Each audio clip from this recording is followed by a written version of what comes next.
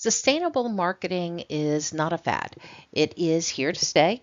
And we, right now in the United States, don't see perhaps a great deal of pure sustainable marketing, but it is a subject that you should know. And let's cover a little bit about that today. This lecture series primarily has covered the marketing concept, and it has, kind of dabbled into the strategic planning philosophy also. However, societal marketing and sustainability marketing philosophies are beginning to gain favor with many companies. But before we get a look at all of these, let's just take a quick review of these different philosophies. The marketing concept recognizes that organizations thrive from day to day by determining the current needs and wants of target customers and fulfilling those needs and wants more effectively and efficiently than their competitors do. It focuses on meeting companies' short term sales, growth, and profit needed by engaging customers and giving customers what they want now. The societal marketing concept basically considers the future welfare of customers, while the strategic planning concept considers the future company needs. Sustainable marketing concept calls for societal and environmental responsibility actions that meet both the immediate and future need of customers and companies. Now, as you're looking at this chart, you may have noticed there are two major factors dividing the four philosophies: customers' needs and business needs. Both are important as there basically would be no business if customers' needs and wants are not recognized. At the same time, business needs such as profits to make payroll are also important to maintain a business. While this lecture will look at both some advantages and criticisms of many of the current philosophies of marketing and strategic planning, it should be pointed out that there are concerns also with sustainable marketing. Now, the three primary concerns are the market risk, the operational risk, and the corporate image risk that companies take. As far as market risk, what we're talking about here is that while society states that it's desirable to be sustainable, the actual appeal by customers hasn't been very well defined. There tends to be a huge difference between what customers state and their current actions. Simple things such as moving plastic straws and moving to paper straws have been rejected strongly by consumers. And many of the green products that are often stated as welcomed, they're not backed by actual purchases, and most often due to slightly higher cost of the green product. With operational risks, we've seen several companies that have developed around a sustainability philosophy that have found great success. However, a loss of profitability tends to occur when companies retrofit business models due to increased costs. Companies may find that they cannot price to recover the cost and may find that increasing costs do not lead to benefits that make their market offering superior in the mind of the consumer, and the consumer is not willing to pay for this sustainability. The company now is at a disadvantage to the competition that has not changed the philosophies. Companies must keep an eye on both the economic profitability and economic sustainability. Corporate image risk can be really high. This can be a really big danger for an existing business more than maybe a startup. But even startups can face this issue. One of the concepts that we talk about is called greenwashing. It's a term used to describe a company that uses incorrect impressions that the company is marketing offerings and operations that are designed to benefit the environment. And now there is a big difference between spinning, so to speak, a company's offering as environmentally friendly and the actual impact. Moreover, even if a company starts with every belief that their marketing offerings are sustainable, later on it can be found that that market offering wasn't. Green Mountain Coffee is a good example. It was built around sustainability, and many people really favor the company because of that sustainability. Yet over time, it has come to light about the issue of the product that it uses are non-recyclable. They use these Keurig cups, which are plastic, and this has really hurt the company's overall image. Now, companies can and have successfully used sustainability marketing philosophy, but they need to understand the risks associated with this philosophy and continue to assess the sustainability of their marketing offerings, their customers' attitudes, and the risks associated with this strategy. Marketing has received a lot of criticism over the years, and we're going to cover sort of the three major areas of criticism. Now, you may not agree with all of this criticism, but you should be aware of the criticism out there, and these are things that could affect your customers' views of your marketing offerings and of your organization as a whole. Now, I'm going to focus mostly on the criticism of business because basically this is a part of a business program. But understand there are criticisms of marketing of all types, including idea marketing, political marketing, and value marketing. So the impact on individual consumers tends to be one that we hear a great deal. Many critics charge that the American marketing system causes prices to be higher than they would be under other sensible systems. Critics point to three factors about high cost, and that's the cost of distribution, high advertising promotional costs, and excessive markups. Critics argue that in the current marketing system, that price promotion and practices also tend to be deceiving. Deceiving prices include practices such as falsely advertising prices from a phony high retail list. On those packages where you see suggestive retail price, that could be a phony price, something that was just simply made up to put on the package, which leads us to deceptive promotion, which includes practices such as misrepresenting the product's features. And deceptive packaging involves exaggerating package contents in misleading terms. I'll never forget the day my kid went to buy some chips, and when he opened it up, he started to cry because when he looked in the package, there was only about a third full. He had expected the package to be completely full of chips, and he had used his hard-earned dollar to buy that package of chips. Now, deceptive practices have led to the passing of the Wheeler-Lee Act way back in 1938. Now, that gave the Federal Trade Commission, the FTC, the power to regulate unfair and deceptive acts or practices. We also have to talk about salespeople.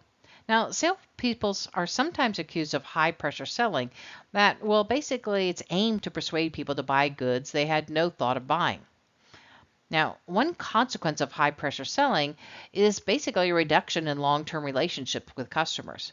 Often these high-pressure sales techniques do wind up in a one-time sale only. Too often, the products or services that are purchased are not well made, and they don't perform as promised. Also, many products, they basically fail to deliver any benefit. In fact, quite often, they even wind up being harmful. Now, critics have charged that some companies' practices plan obsolescence. They cause their products to become obsolete before they actually are needed to be replaced. Other companies have been charged with what they call perceived obsolescence. That is, they continually change their products, and because of that, consumers' concepts about the products will also change. This encourages consumers to buy more and buy earlier than they actually would need to replace those products. Finally, some companies are accused of what's called redlining. Redlining is a practice of drawing a red line around disadvantaged neighborhoods and avoiding placing stores there. Marketers often argue back that this is not actually because of what the neighborhood represents, but more that the neighborhood does not have the economic ability to support the store and that the company as a whole can't afford to put stores in places where they can't make a profit. The impact of society as a whole is an area that critics also look at. They don't view the interest in material things as basically a natural state of mind, but rather as a matter of false wants created by marketing. Marketers, they claim, stimulate people's desire for goods and create materialistic models of a good life. In this view, marketing's purpose is to promote consumption, and inevitably, outcome of a successful marketing is unsustainable overconsumption. Businesses have also been accused of overselling private goods at the expense of public goods. A private good is basically something you might have in your house or something you buy for your self-consumption. A public good is something that is out there for the public use, such as a fire department. But as private goods increase, they require more public services that are usually not forthcoming. They state that they're looking for a way to restore the balance between private and public goods. One option is to make the producers bear the full societal cost of their operations. In some cases, as new housing is being built in areas, that large producer of housing may also be charged with creating a school or other services that would be needed, such as a fire station. A second option is to make consumers pay for social costs. In my local area, we have a new shopping center that went in, and there's an extra tax that's on each purchase to pay for all the roads and the upgrades that were needed for that shopping center to basically be installed. Now, supposedly, once that shopping center has been paid for, or the extra roads and things like that, that extra tax will come off. We'll wait and see in a few years if that happens. Now, some people also charge that the marketing system is creating what they call cultural pollution. Cultural pollution can be defined as a response to the violation of societal boundaries. People claim that marketers, primarily through promotion and advertising, are causing this cultural pollution. Marketers answer the charge of cultural pollution based on commercial noise with sort of these following arguments. First, that they target their ads primarily to reach a target audience. They're not really trying to reach everybody. Second, because of advertising, much of the television, radio, online, and social media sites are free for users to use. And that if there weren't ads, then all of these costs would then be passed on consumers. And thus, ads are actually a social good because it allows many of these items to be free and allow information to flow. Finally, they hold that in order to get customers' attentions, advertisers need to make their ads more entertaining and informative. And this again helps consumers because consumers get more information. Lastly, they talk about basically the impact on other businesses. Critics charge that firms' practices can harm other companies and reduce competition through acquisition of competitors, marketing practices that create barriers to entry, and basically unfair competitive marketing practices. Now, firms are harmed and competition is reduced when companies expand by acquiring companies rather than by developing their own products, they argue. Acquisitions can cause concern that young competitors will be absorbed and thereby reducing competition. Marketers argue that in some cases, acquisitions can be good for society. They acquire companies, and as they do, those companies gain economy of scales, and that leads to lower cost and lower prices. In addition, well-managed companies may take over poorly managed companies and improve efficiencies and keep jobs. It is true that some marketing practices bar new companies from entering the industry. Large marketing companies can use patents and heavy promotion spending to make it very difficult for competition. Large companies may also tie up suppliers or dealers, which can drive out basically competition. These concerns with antitrust regulation recognize that some barriers, though, are a natural result of the economic advantage of doing business on a large scale.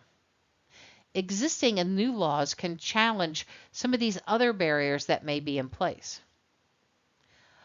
Some firms have used unfair competitive marketing practices with the intention of hurting or even destroying other firms. They will illegally set their prices lower than costs. They'll threaten to cut off business with suppliers if the suppliers work with new companies. They discourage the buying of competitors' products or use their size and market dominance to basically unfairly damage rivals. Many of the criticisms about the actions of businesses have been agreed in society as unfair and unlawful. Many laws and regulations have been enacted to curb these activities, such as laws and regulations around truth in advertising.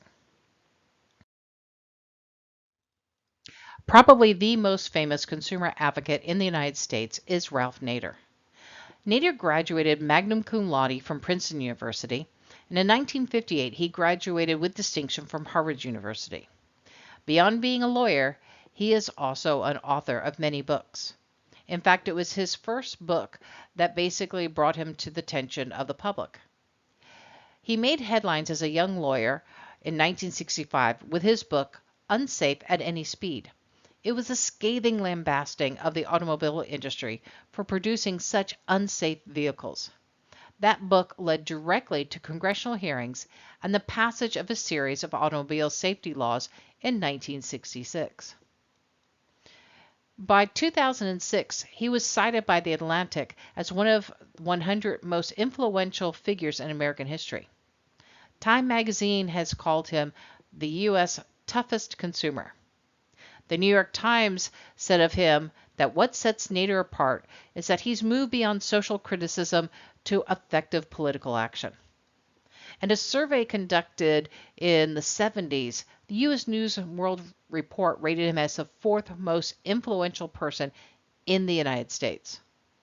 His career as a consumer advocate, he's founded many organizations that today we all know about, including the Center for Study of Responsible Law, the Public Interest Research Group, the Center for Automobile Safety, Public Citizen, the Clean Water Action Project, the Disabilities Rights Center, the Pension Rights Center, the Project for Corporate Responsibility. Nader's lifelong work in advocacy has led to safer cars, healthier foods, safer drugs, cleaner air and drinking water, and basically safer work environments. This table displays the traditional rights of sellers and buyers. However, comparing these rights, many believe that the balance of power lies on the seller side. Critics feel that buyers have too little information, education, and protection to make wise decisions when facing sophisticated sellers. Consumer advocates are calling for additional consumer rights. The right to be well informed about important aspects of products. The right to be protected against questionable products and marketing practicing. The right to influence products and marketing practices in a way that will improve the quality of life. And finally, the right to consume now in a way that will preserve the world for future generations of consumers. It is true that consumers who believe they've gotten a bad deal have several remedies available. This includes contacting the company, of course, contacting the media, contacting federal, state, and local agencies that oversee these companies. We've even seen consumers go to small claims court. Many of you have probably seen class action lawsuits where a group of consumers gets together to sue a company about a product. It's very important as a marketer to keep up with these consumer rights groups and to understand what the current marketplace is looking for as far as rights as a buyer. Environmentalism is an organized movement of concerned citizens, businesses, and government agencies designed to protect and improve people's current and future living environments. Environmentalists are concerned with how marketing efforts affect the environment, plus the environmental cost of satisfying customers' needs and wants. Environmentalists want people and organizations to operate with more care for the environment. Now, environmentalism is concerned with damage to the ecosystem caused by many things, including global warming, resource depletion, toxic and solid wastes, basic litter, and the availability of fresh water. Issues concerning the loss of recreation is also another area of concern to environmentalists. Areas such as forests, deltas, and beach access are becoming more and more limited to the public. There's also recently been an increase in health problems caused by bad air, polluted water, and food contamination. In many areas, this has risen to crisis levels in the nation. Concerns related to environmentalism has resulted in federal and state laws and regulations governing commercial practices impacting the environment. In recent years, most companies have accepted responsibility for doing no harm to the environment. More and more companies now are adapting policies of environmental sustainability. Environmental sustainability is basically a management approach that involves developing strategies that both sustain the environment and produce profits for the company. Now, this grid is a grid that companies can use to gauge their progress toward environmental sustainability. This includes both internal and external greening activities that will pay off for the firm and the environment in the short run and beyond. At the most basic level, companies can practice pollution prevention by eliminating or minimizing waste before it's even created. Companies emphasizing prevention have responded with internal greening marketing programs, such as designing and developing ecologically safer products, recycling, biodegradable packaging, and even better pollution controls and more energy efficient operations. At the next level, companies can practice product stewardship, which involves minimizing not only pollution from products, but also all environmental impact throughout the full product lifecycle, while at the same time, they might be able to reduce cost. Many companies are adopting design for the environment, called DFE, and cradle to cradle practices. This involves thinking ahead to design products that are easier to recover, reuse, recycle, and safely return to nature after usage. This is becoming part of the ecological cycle. Now, beyond greening activities, companies should look to the future. Internally, companies can plan for new clean technologies. Additionally, companies can develop sustainable visions, which serves as a guide to the future.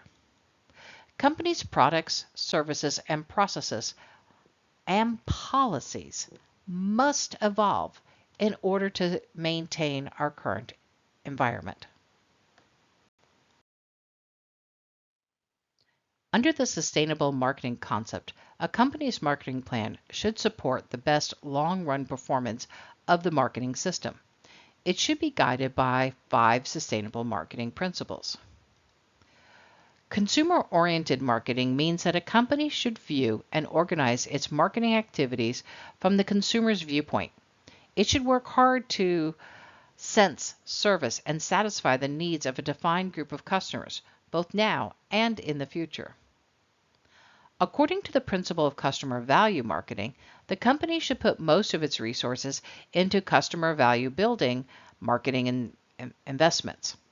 By creating value for customers, the company can capture value from customers in return.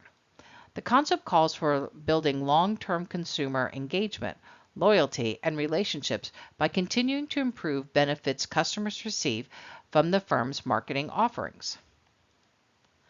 The principle of innovation marketing requires that companies continuously seek real products and marketing improvements.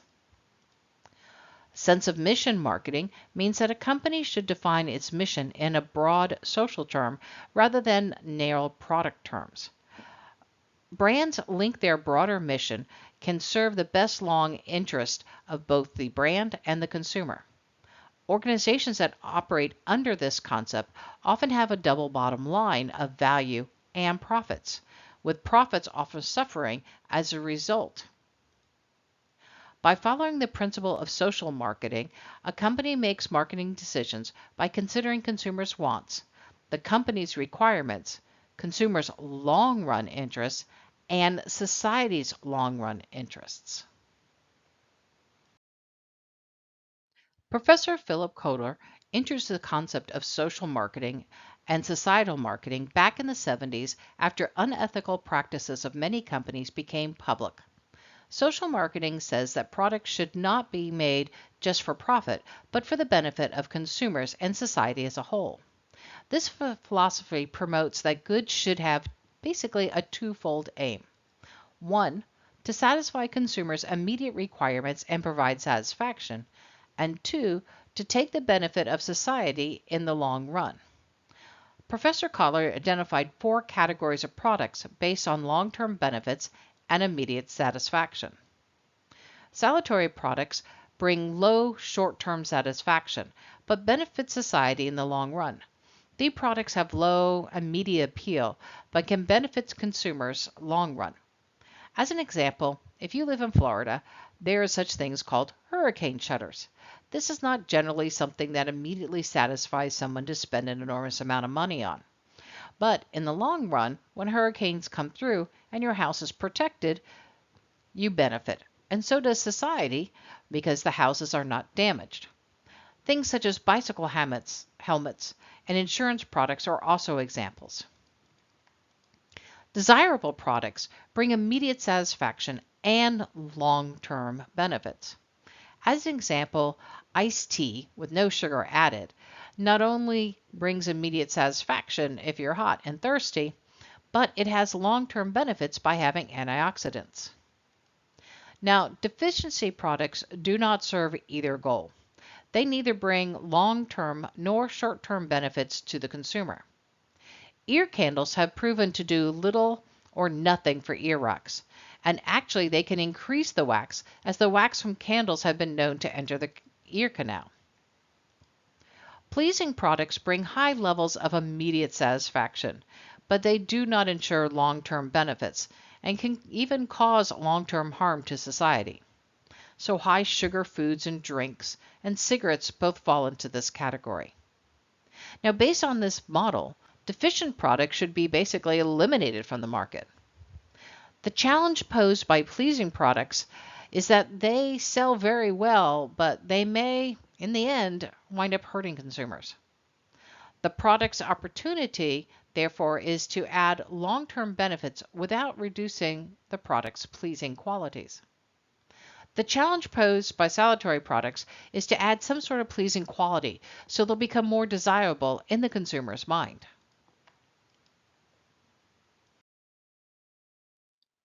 Well, we've reached the end of this lecture. For my current students, make sure you write down the lecture codes.